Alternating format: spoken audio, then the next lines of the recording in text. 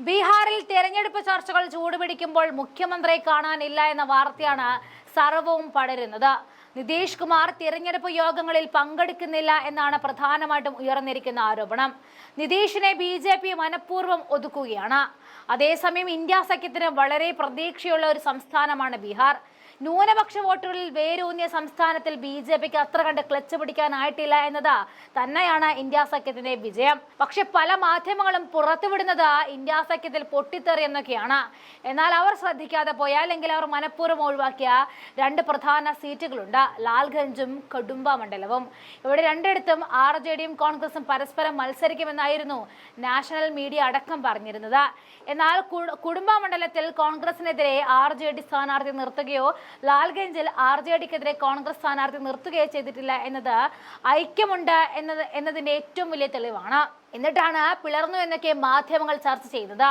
ഇനി വാർത്തയാക്കപ്പെടാത്ത മറ്റൊരു കാര്യം കൂടിയുണ്ട്.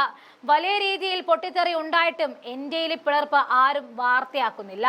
മനഃപൂർവ്വം അത് ആരോ എവിടെയോ മുക്കിക്കളയുന്നുണ്ട്. LJPയിലെ ചിരാഗ് പസ്വാൻ മുഖ്യമന്ത്രി മോഹം ഉപേക്ഷിച്ചത് കഴിഞ്ഞ ദിവസമായിരുന്നു. വയസ്സൻ മുഖ്യമന്ത്രി നിതീഷ് കുമാറിനോട് യുവജനങ്ങൾക്ക് താല്പര്യമില്ല എന്ന പൊതുധാരണ ജനങ്ങൾക്കിടയിലുണ്ട്. ജാഡിയും LJPയും തമ്മിലുള്ള പൊരിഞ്ഞ് അടി തീർക്കാനായിരുന്നു അമിത്ഷാ നേരിട്ടിറങ്ങിയത്.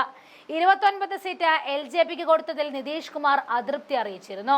101 സീറ്റുകൾ വീതമാണ് BJPയും ജാഡിയും മത്സരിക്കുന്നത്. കഴിഞ്ഞ തവണ ഒരു സീറ്റ് പിടിച്ചെങ്കിലും ജാഡിയുവിന് ഒന്ന് വിറപ്പിക്കാൻ പലയിടത്തും LJPക്ക് കഴിഞ്ഞിട്ടുണ്ട്. അങ്ങനെ വരുമ്പോൾ BJPയുടെ 101ഉം LJPയുടെ 29ഉം ചേർത്താൽ 130 സീറ്റുകൾ. കൂടാതെ നിതീഷിന്റെ ബന്ധശത്രുവായ ജിതിൻ റാം മാഞ്ചിയുടെ ഹിന്ദുസ്ഥാൻ ആവാം മോർച്ച ചേർത്താൽ നിതീഷിനെ ഒറ്റപ്പെടുത്തി ഏറ്റവും വലിയ ഒറ്റകക്ഷിയായിട്ട് മുഖ്യമന്ത്രിയാകാനുള്ള തീരുമാനത്തിലാണ് BJP ഉള്ളത്. അതാണ് അമിത്ഷാ ഫലം വന്നതിന് ശേഷം ഏറ്റവും കൂടുതൽ MLA ഉള്ളവർ ആരാണോ അവർ മുഖ്യമന്ത്രി ആകട്ടെ എന്ന് പറഞ്ഞത്. ഈ പ്ലാൻ നടപ്പിലാകുമ്പോൾ നിതീഷ് കുമാർ ഇടയുമെന്ന കാര്യത്തിൽ തർക്കമില്ല. അതുകൊണ്ട് തന്നെ വലിയ പൊട്ടിത്തെറിയിലേക്കാണ് NDA പോയിക്കൊണ്ടിരിക്കുന്നത്. എന്നാൽ ഇന്നലെ രാഹുൽ ഗാന്ധിയും തേജസ്വി യാദവും നടത്തിയ റാലി വലിയ കോളിളക്കമാണ് ബീഹാറിൽ ഉണ്ടാക്കിയിരിക്കുന്നത് എന്ന് കൂടി ഇവിടെ ഓർമ്മപ്പെടുത്തുന്നു. അത് ഇന്ത്യ സഖ്യത്തിന്റെ വിജയത്തിലേക്കാണ് വിരൽ ചൂണ്ടുന്നത്.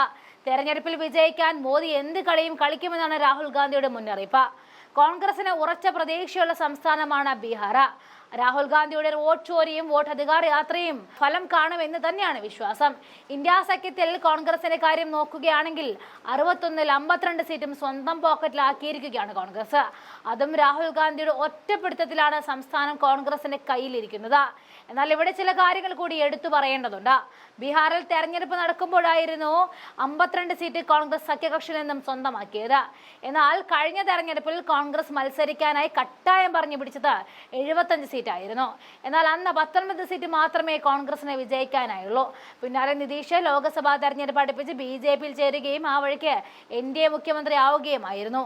അത്തരത്തിലുള്ള വലിയ രാഷ്ട്രീയ കോളിളക്കങ്ങൾ അരങ്ങേറിയ മണ്ണാണ് ബീഹാർ. ആ ബീഹാറിൽ തെരഞ്ഞെടുപ്പ് നടക്കും മുൻപേ തന്നെ തെരഞ്ഞെടുപ്പ് കമ്മീഷനെതിരെ ബോംബ് പൊട്ടുകയും പിന്നാലെ വോട്ട് ചോരി യാത്ര നടത്തിക്കൊണ്ട് ബീഹാറിലെ ജനകീയ സപ്പോർട്ട് ഇന്ത്യ മുന്നണി നേടുകയും ചെയ്തപ്പോൾ രാഹുൽ ഗാന്ധി ഒരു കാര്യം ഉറപ്പിച്ചു. അതാണ് ഒത്തിരി സീറ്റുകൾ വാങ്ങിക്കൂട്ടലല്ല രാഷ്ട്രീയ വിജയം, പകരം വാങ്ങിക്കൂട്ടുന്ന സീറ്റുകളിൽ വിജയിക്കുക എന്നതാണ് രാഷ്ട്രീയം എന്നത്. അതുകൊണ്ടാണ് 75 വേണ്ട, പകരം മാസങ്ങൾക്ക് മുൻപ് പണിയെടുത്ത് വിജയമുറപ്പിക്കുന്ന 52 സീറ്റ് മാത്രം മതിയെന്ന് കോൺഗ്രസ് തീരുമാനിക്കുന്നത്. വിജയിച്ചേ മതിയാവുന്ന ഒറ്റ തീരുമാനവും ഇന്ത്യ മുന്നണിയുടെ വിജയമാണ് രാഹുൽ ഗാന്ധി ആകെ ഉന്നമിക്കുന്നത്. ഈ സാഹചര്യത്തിൽ നിതീഷിന്റെ ഇടച്ചിൽ കൂടി ഇന്ത്യ മുന്നണിക്കാണ് ലോട്ടറി വീശുന്നത് എന്നാണ് അറിയാൻ കഴിയുന്നത്.